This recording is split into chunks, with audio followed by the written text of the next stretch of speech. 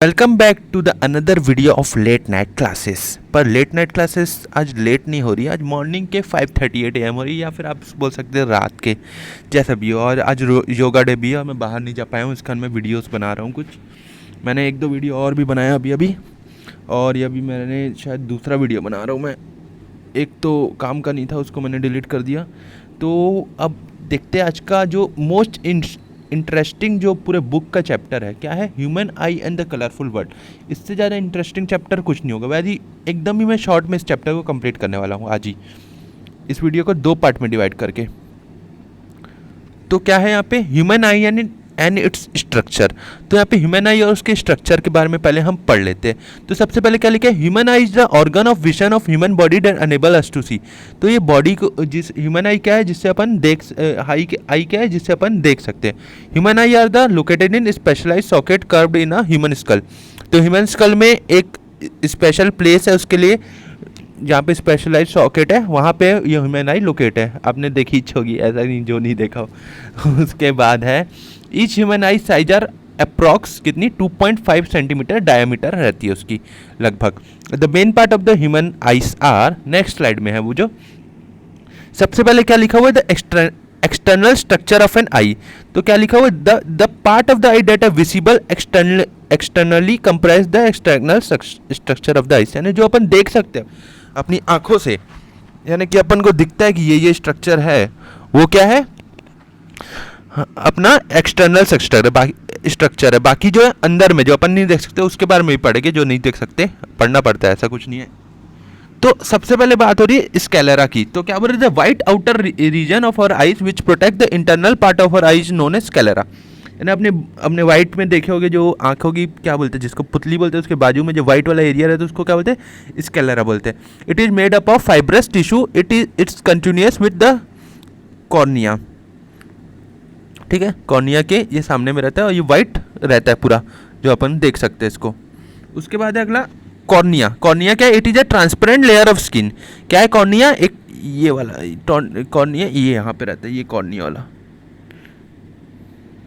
हाँ, तो क्या लिखा हुआ यहाँ पे, cornea is the transparent layer of the skin that is spread over the pupil and the iris. Main role of the cornea is to refract the light that enter the eyes. तो cornea का main जो role है वो क्या है, कि light को refract करे, अपनी आइस में जो आ रही है उसको रिफ्रैक्ट करे। ठीक है, ये कॉर्निया का मेन फंक्शन है या मेन रोल है, जो भी कह सकते हैं, एक ही बात है। उसके बाद है आइरिस। आइरिस ये वाला पार्ट है, यहाँ पे ऊपर में भी रहता है। The circular thin structure made of contracting and relaxing muscle in the eye that control the size of the pupil and light reaching the retina are known as iris. It define a person eye colour. If you define the human eye as camera then iris become aperture of the camera. यानी कि वो ये जो iris है अपना, ये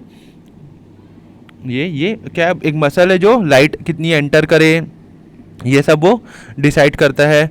और contraction और रिलैक्शन ऑफ मसल के लिए भी ये यूज़ होता है, यानी आई की मसल कॉन्ट्रैक्ट और रिलैक्स इसके कारण हो पाती है आइरिस के कारण। इसका मेन रोल है यानी अपनी आइस में। उसके बाद है pupil. Pupil is a small opening located in the middle of the iris, it allow light to come in. यानी ये जो ओपनिंग है यहाँ पे, जिससे लाइट अपनी आइस के अंदर आ पाती है, वो किसके कारण, प्यूपिल के कारण आ पाती है। ठीक है, उसके बाद ये तो एक्सटर्नल की बात हो गई थी। अब बात करें हम इंटरनल, यानी कि आंखों के अंदर जो रहता है, जो अपन देख नहीं पाते हैं और कभी देखे भी नहीं होंगे, हम निकाल के मत देख लेना आप लोग। तो क्या है the internal structure of height. तो सबसे पहले है यहाँ रेटिना, जो मोस्ट इंपॉर्टेंट, एकदम इंपॉर्टेंट, IMP बोल सकते हैं जिसको अपन। क्या है the retina, it is the layer present at the back of the eye where all the images form. तो रेटिना ऐसी जगह जहाँ पे इमेज फॉर्म होती है। It is the third and the inner coat of the eye which is very sensitive toward the light because of presence of photoreceptor. The retina function by covering the light rays into impulse and sending the signal to brain through the optic nerve. तो optic nerve का use करते हुए ये brain तक signal पहुंचाती है, उसके कारण अपने पास इमेज जो फॉर्म हो पाती है, इसी के कारण हो पाती है। ठीक है, यहाँ पे डायग्राम, इधर पे था डायग्राम, रेटिना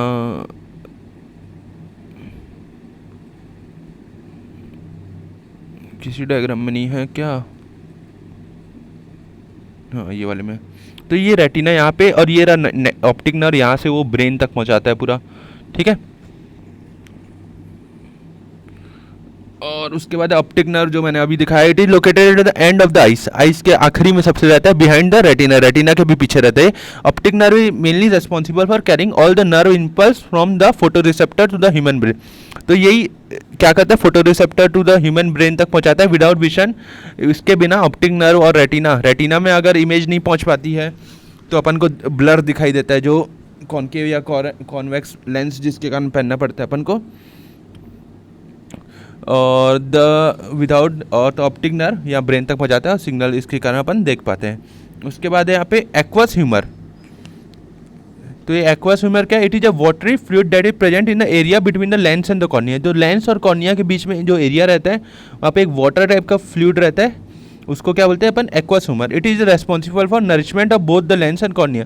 तो जो नरिशमेंट मिलते हैं, न्यूट्रिएंट्स मिलते हैं जो लेंस और कॉर्निया को, किसके कारण मिल पाते हैं, एक्वस ह्यूमर के कारण। उसका दूसरा है विटेरियस ह्यूमर। इट इज क्या है, semi solid, semi solid transparent jelly like substance रहता है that cover the interior portion of the ice. Ice के जो इंटरनल जो पोर्शन रहता है उसको कवरिंग करने का ये काम करता है। It play important role in the maintaining the shape of the eye and also cause refraction of light. तो ये क्या करता है, shape of the light maintain करता है और रिफ्रैक्शन में भी इसी का रोल है पूरा।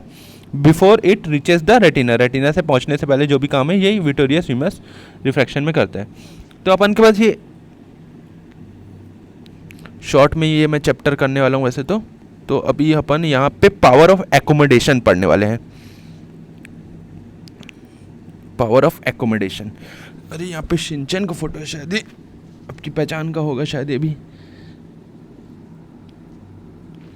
हाँ, तो सबसे पहले क्या लिखा है, focal length of the eye lens can be decrease और इंक्रीज। तो फोकल लेंथ क्या हो सकता है, इंक्रीज और डिक्रीज हो सकता है। The lens become then thin when the muscles are relax. तो ये आइरिस के कारण हो पाता है, मसल रिलैक्स और कॉन्ट्रैक्ट, और this increase the focal length, this help to see the distance object. Similarly when the eye length become thin the focal length decrease. जब फोकल लेंथ डिक्रीज होता है तो अपन क्या देखते हैं, पास की चीज़ें देखते हैं। फोकल लेंथ इंक्रीज होता है तो दूर की चीज़ें देखते हैं, ठीक है। So the power of accommodation defined as ability of the lens to adjust the focal length. तो power of accommodation अपन क्या बोल सकते हैं कि ability of, जो अपनी ability है focal length की, कि वो कम हो सके ज़्यादा हो सके, यही इसी से अपन डिफाइन उसको कर सकते हैं power of accommodation को। अब यहाँ पे लिखा हुआ है the minimum distance at which the particular object can be seen clearly known as least distance.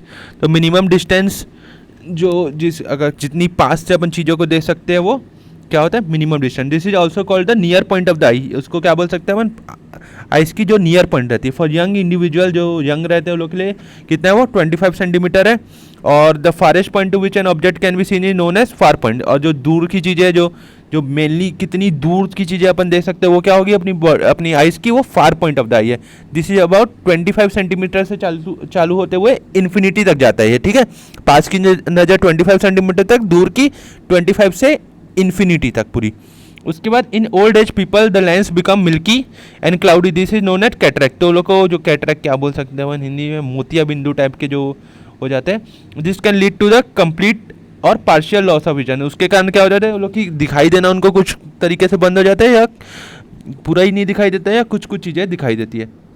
हालांकि ऑपरेशन से उसको ठीक कराया जा सकता है। आगे बात करते हैं हम defect of vision and their correction, यानी कौन से टाइप के डिफेक्ट आते हैं उसको अपन कैसे करेक्ट करते हैं। तो सबसे पहले 3 common defect of vision are as follows.